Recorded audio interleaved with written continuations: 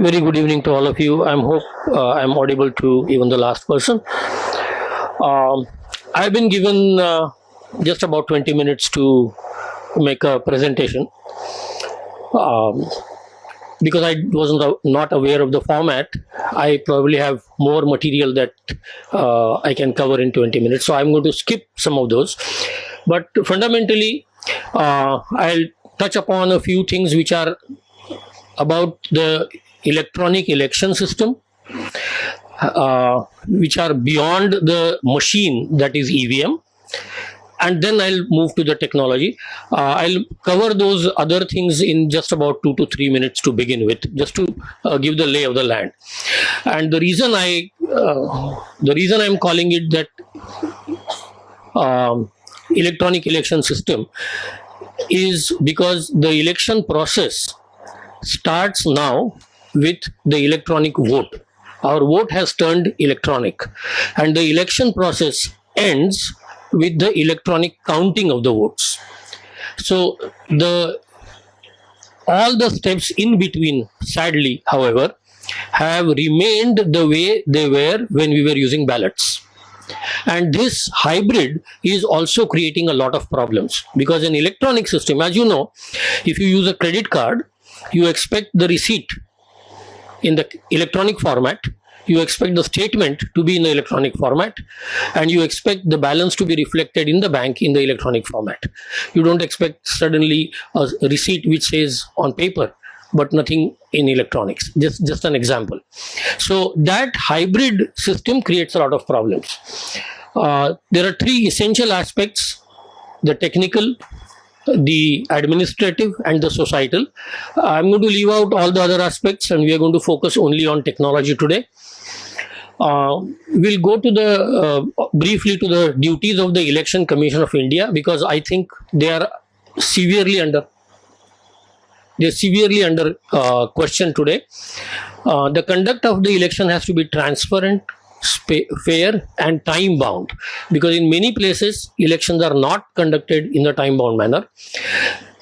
It should ideally ascertain by impartial means how much trust people have in the election commission, which has never been done. It should ensure that the vote is cast as intended and counted as cast. We will talk about this fundamental principle of democracy as accepted globally later on. Transparency and fairness of the election, the duty, obliges election commission to provide every proof that the citizens demand. Now, with the change in Rule 43(2)(a), citizen has been marginalized. We do not have, as a citizen, we do not have any power to question or demand proof, which is bad for democracy, because in democracy, fundamental tenet is everybody is equal. Nobody is more equal. We'll come to that also later. So the Digital Privacy and Digital Data Protection Act of 2023, which is more or less a copy of the GDPR, the Global or the General Data Protection Principles Act, which the EU uses, it states that the person, and this is very important in many aspects of this, the person whose data is collected is the owner of the data. The agency that collects this data is not the owner; they are just the custodians. Now, in the terms of election, vote is the data. So the voter is the owner of that data. Or if I walk into a booth and I am filmed, it is the data about me. So I am the owner. So if as a voter I demand to see the proof, it is duty, the election commission should be duty bound even by this regulation to furnish me the proof, because I am the owner and they are the custodians. And we'll leave it at that for now. If we talk about the EVMs, the timeline is very important, because there are clearly two timelines: up to 2013 and after that. Up to 2013, EVMs were fair because they were not location aware. The control unit, there were only two units, the CU and the BU, the control unit and the ballot unit. Ballot unit is more or less like a keyboard, and they did not know where they were in India, which constituency and who was at what position. So whatever was done was stored. So votes were stored primarily as numbers, which is what is done today also. But now, after 2013 Supreme Court verdict, once the VVPAT has come in, the device as a unit, VVPAT is very aware of location. It knows exactly where it is. It also knows at which position which candidate is. So, and by the way, VVPAT is the most powerful computing chip in that three-set setup. The microcontroller in the VVPAT is the most powerful. It has enough power or computational power to do few things here and there. And we'll see what can be done. We'll skip the good system part. We'll skip these. Yeah, right. So I mentioned I'm skipping some slides for the want of time. Principle of democratic voting says that the vote must be cast as intended. It should be recorded as cast, and it should be counted as recorded. This is a globally accepted principle of democratic voting. In our case, with the EVM system, we are casting the vote as intended. The beep shows us that. The record of the cast vote is correct is shown by the VVPAT slip. So it tells us that yes, it has been recorded as cast. Unfortunately, what is counted is not the VVPAT slip. And nobody knows what goes inside the control unit. And I'll elaborate more on this as we go ahead. But the point is, we are flouting the third principle of democratic voting. We are not counting the vote as it is recorded. Let's move. Now, what are the technical problems? Technical problems are, because this is an electronic system, there has to be an electronic trace of what is happening. Now, the trace is in multiple formats, and we'll talk about that also. There is no electronic proof of data integrity. We are talking of data here. Every vote is data, and the vote flows in the system of 3 units. Now, because it takes hops, and because every hop, including the keyboard, which is the ballot unit, each hop has a microcontroller. Each hop has the potential capacity to modify the data. Whether it is modified or not, we do not know, because nothing is made public. But definitely there is a possibility, or there is a capability to modify the data. Therefore, it is important that at each hop, it has to be ensured that the data was not changed. So, for example, I pressed 3 on ballot unit, it went to control unit, it stored 3, then it said to VVPAT, okay, print for 3 and tell me when you have printed. The VVPAT has communicated when it was printed. Now, 3 units, ballot unit, control unit and VVPAT, each has a microcontroller which can modify this data. So there has to be the integrity that has to be proved beyond doubt, and that has to be electronic integrity. And there are ways which we will again see what has to be done. Please, Adish. There is no electronic event audit trail. So when you press a button, it should be recorded. When you even from power on till power off, everything has to be recorded. That's called an audit trail in electronic terms. No electronic verification of all the contents of SLU. SLU is the most damaging thing, the symbol loading unit, because we are told that it has only images, but we do not know whether it has only images or it has additional data, and we'll see what that additional data can do. No proof that the EVM did not misbehave during the poll. The proof and the standard operating procedure that the election commissioner adopted is to say that, okay, if it worked well in the mock polls and if it works during verification also, that means in between also it worked well.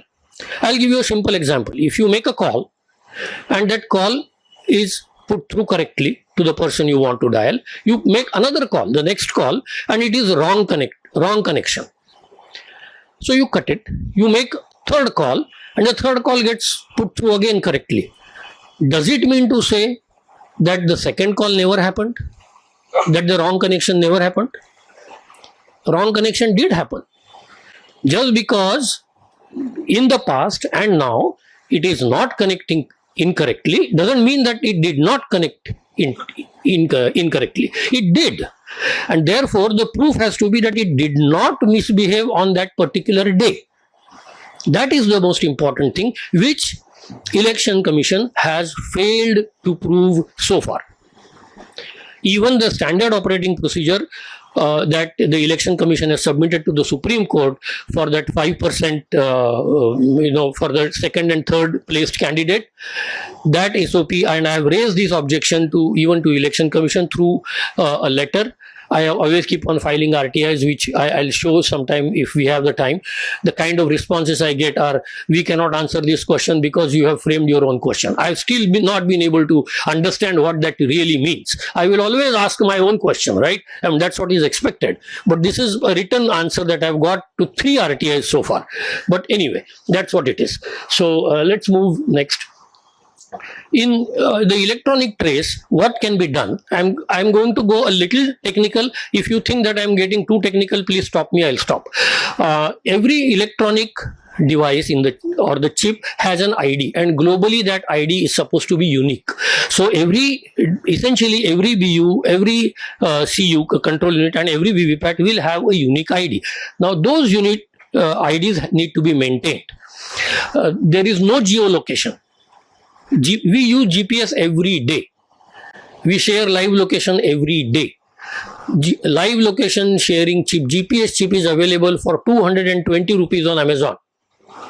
It can be received in 2 days after you order. I've been saying this since September 23. Install a GPS externally on every control unit, externally, so that it can be tracked in real time 24/7. We are using archaic methods like follow the truck. Why? So that is the difference between electronic system and a conventional system.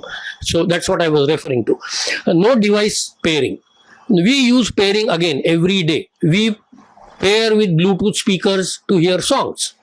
And once somebody is paired, somebody else cannot pair. We see that also. So what stops from pairing these 3 units on the day of voting and verify that the pairing works on the day of counting, so that there is no chance of anything being replaced? Again, difference between the electronic system and the conventional system or the ballot paper system. How would anyone know with this lack of pairing if control unit and VVPAT, the entire pair was replaced? Like in the olden days, the ballot boxes used to get replaced. It can happen this way. Okay, we'll go to the next one. We talked about it. Let's go. Now, data integrity. See, I said we have 3 stops: ballot unit, control unit, and VVPAT. Data integrity can be, and world over it has been used for more than 25 years now. There is something called as a checksum. Checksum is an alphanumeric set of characters that comes out when you apply a mathematical formula to the data that comes in. Data, its value, and the position of the data. So 1, 2, 3, 4, these values, and 1 first position, 2 second position, 3 second, like that. And there is a formula, and they are called, like most well known are the CRC checksum and the MD5. That's why I mentioned those. If you maintain a checksum at the ballot unit, at the control unit, and at the VVPAT, and demonstrate, can we go to the next slide, please? Graphic for ease of understanding. A is the checksum at the BU. B is the checksum at the VVPAT, and C is the checksum at the control unit. If you establish that A is equal to B is equal to C, nobody has any questions. Then we know that yes, all data is the same. And this is universally used in every data architect will tell you that yes, checksum is used. Everybody who programs will tell you that yes, when we download a file from an open source resource, we get a checksum. Typically it is MD5, and we verify whether it is the same, so that I know that the file that I received is the same that the server sent me. We have to use that. Can we go to the next? Audit trail, I have mentioned it, so I'll leave it at that for now. See, SLU, as I said, has VVPAT is the most definitively dangerous thing in this unit, because as I said, it has the highest computing ability and it is connected to external device which is called SLU. I do not know how it looks because I have asked umpteen times to Election Commission and I haven't received anything, and I have never been a part of the election process in that sense. But I assume it will be some kind of a USB device or maybe a personal computer. In either case, it is an external device to the system. It is connected to the VVPAT and it uploads the data into VVPAT. Now we are told that SLU has only image files for candidate 1, and I'll show you graphically, let it be. Yet nobody has till date examined the SLU for its content. So nobody can tell me, and I have asked this to several people, nobody can tell me confidently that there are no other files other than the images in the SLU, and that data is uploaded. Remember that SLU gets this data from the Election Commission web server. Anybody who has access to this web server, in case of a Lok Sabha election, can, sitting in a 10 by 10 room, decide what data goes into each SLU that is going to be connected to each EVM on the field. Therefore, by adding extra data, somebody who is sitting in a 10 by 10 room can decide who is going to win in each of the seats, and to some extent even by how much margin and on which booths. If we have the time, I will explain that later. Now see, this is a sample contents of the SLU.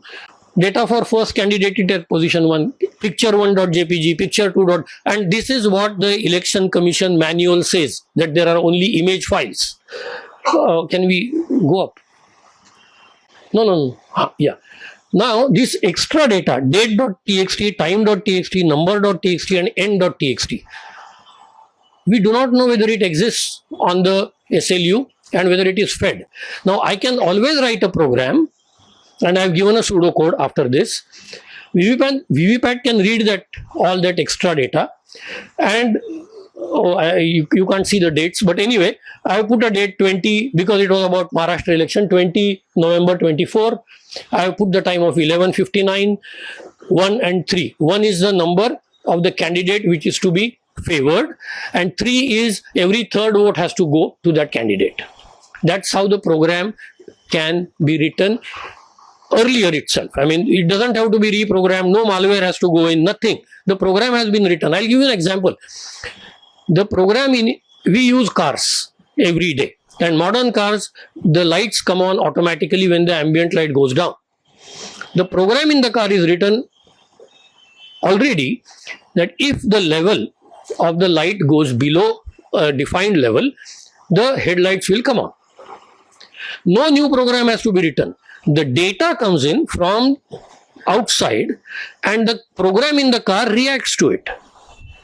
So if I write a program in VVPAT in such a way that till that date and till that time, it will not take rogue behavior. It will not adopt rogue behavior. It will work as standard as it is. Then no matter how much testing I do, either before or after that date, I am not going to find anything wrong. And that is the importance of this extra data. And the other important part is it can change with every constituency. Because the SLU upload happens after the candidate positions are fixed, I can change that 1 to 3 where I want. I can change that 3 to 5 where I want.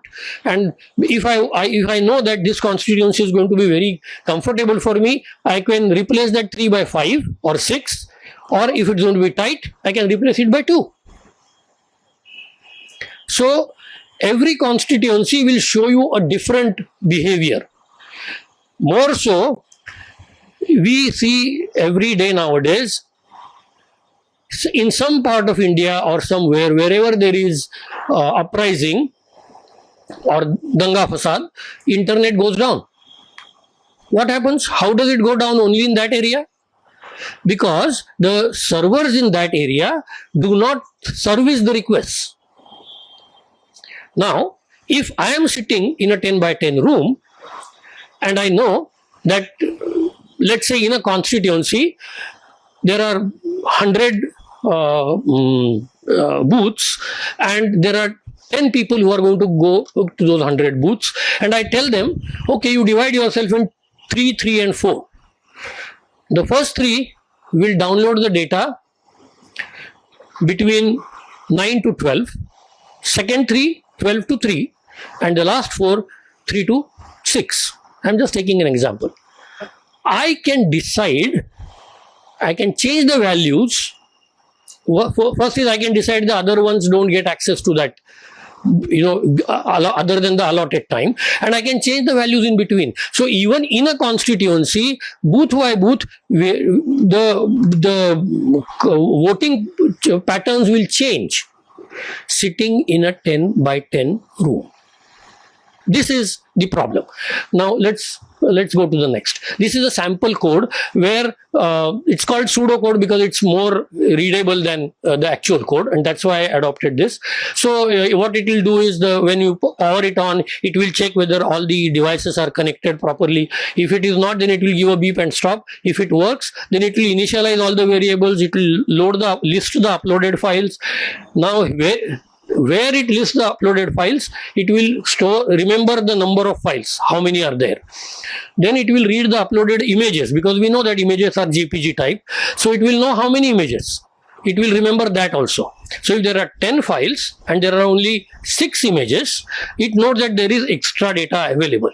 So my program that I have already written knows that if there are no extra files available, I don't have to do anything else. I have to just behave normally.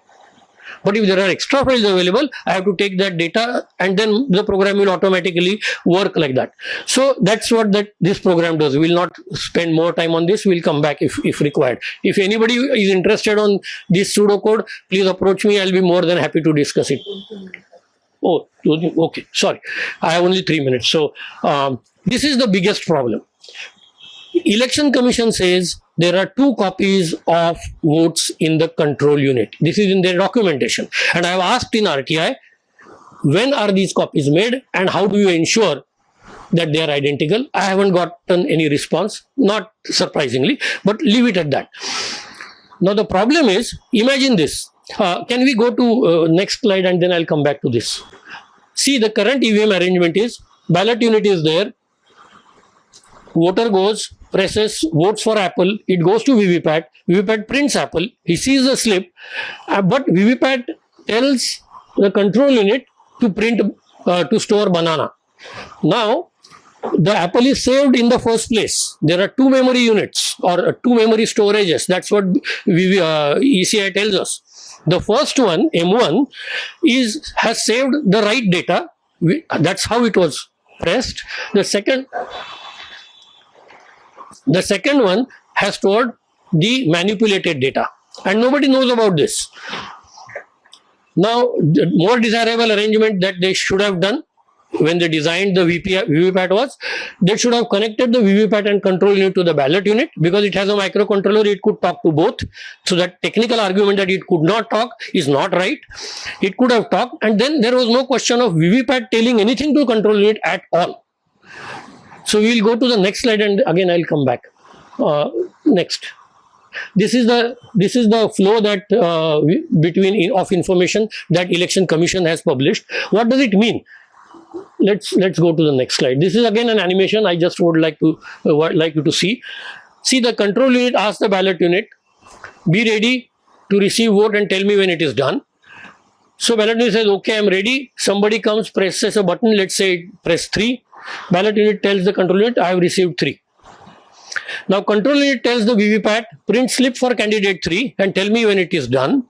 And VVPAT prints it and tells the control unit, This is done. This is the normal flow. Can we go to the next slide? When the program is compromised, can we go to the next slide, please? You can press so that we can save time, because this we have done. Yeah, let it go fast. Now here, VVPAT says, I have printed slip for 3, but you say 1. We do not know what VVPAT tells the control unit. It is never documented, it has never been responded to. It can say this, and then control unit, as I said, earlier, can we go back to those slides, please? Ajun mage. नाही, मागेच जा तुम्ही. Page up केलं तरी चालेल.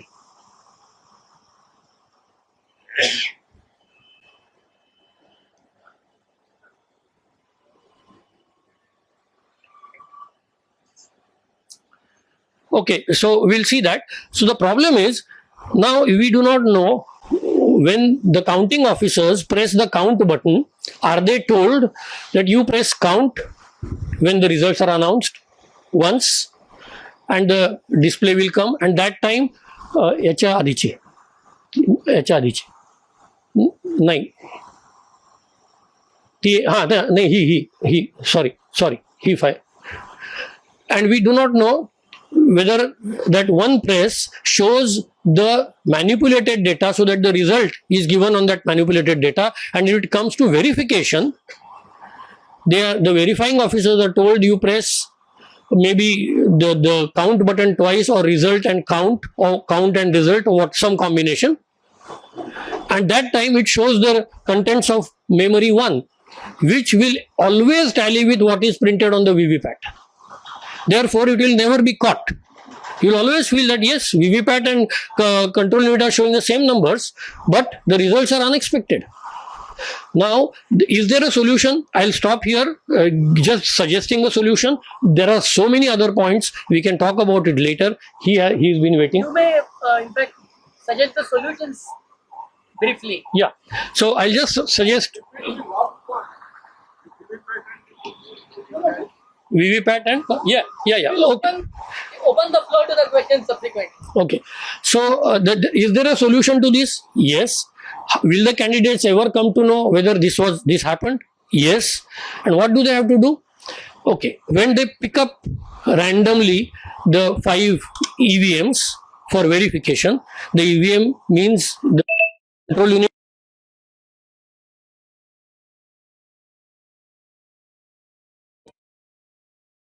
which booth that selected EVM belongs to. Usually, every booth has 2 or 3 EVMs at least. Then, all the 3 EVMs should be pulled out. Once you select, let's say I have chosen EVM number 100, and on that booth, 100, 200 and 300 were present. Because I know that from my form 17C. So then I say, okay, pick up 100, 200 and 300 and then tally the totals. If on form 20, the candidate has a form 20 which shows how many votes the candidate got on that particular booth. If it shows the candidate got 600 votes, but this tally now shows even 601, then we are sure that there was manipulation. I'll just briefly mention one more point. There's one more point that again needs a lot of discussion and all that. See, the thing is, if we have to believe the election, and by the way, let me make it clear, I do not believe EVMs can be hacked, because I believe the Election Commission is telling us the truth that it cannot be connected. Unfortunately, my attempts to ask for ability to test the EVMs has been turned down, because I don't belong to a political party and I don't want to belong to a political party. If it means that I can't test it, so be it. But that is the position. The point is, if we accept that it cannot be hacked, yes, but it can be manipulated, as I showed you, without being hacked. If it is a calculator, if we go to buy a calculator, we do 2 + 2 100 times, 200 times, 300 times, every time we see 4. Even if we see 5 ones, we will not buy that calculator. So even one EVM not working means a big question mark on all the EVM system. One. Secondly, this percentage thing, and I wanted to talk about it, but let's talk about it sometime later. The thing is, if I have closed the EVM, shut it off, then when I open it again, the count cannot change. If it changes even by 1, we will not accept it. We use cars which have digital odometers. We switch off the car, we see today's running, let's say 14,529. Tomorrow morning we switch it on, if it showed you even 14,430, you will not trust the odometer at all, right? So the even one vote in EVM not matching is a proof that this is not a reliable system and things can happen. ஊடகம் corporate அரசியல்வாதிகளின் கைப்பாவையாக அடிமைகளாக இருந்தது போதும், இனி சாட்டை எடுத்து சுழற்றும் நேரம் வந்துவிட்டது. ஊடகம் பொதுமக்களாகிய உங்களுக்காக உங்களாலேயே இயக்கப்பட வேண்டும். ஊடக சுதந்திரத்திற்காக உங்களின் பங்களிப்பை இன்றே அளித்திடுங்கள்.